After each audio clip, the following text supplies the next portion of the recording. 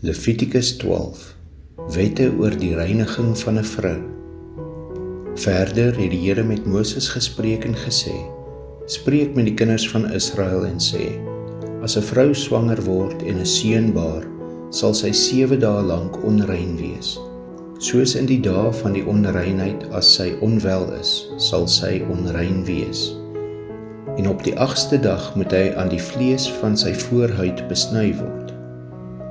Dan moet sy 33 dae in die reinigingsbloed bly. Aan niks wat heilig is, moet sy raak nie, en in die heiligdom mag sy nie kom totdat die dae van haar reiniging verby is. Maar as sy 'n dogter baar, sal sy 2 weke onrein wees, soos by haar maandelikse onreinheid. Dan moet sy 66 dae in die reinigingsbloed bly.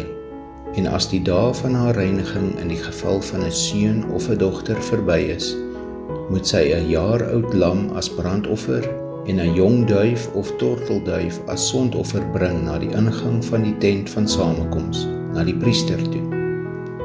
Die moet dit offer voor die aangesig van die Here en vir haar versoening doen. Dan sal sy rein wees van haar bloedvloeiing. Dit is die wet van haar wat baar, in die geval van 'n seun of 'n dogter. Maar as sy 'n lam nie kan bekostig nie, moet sy 2 tortelduwe of 2 jong duwe neem, een as brandoffer en een as sondoffer, en die priester moet vir haar versoening doen, dan sal sy rein wees.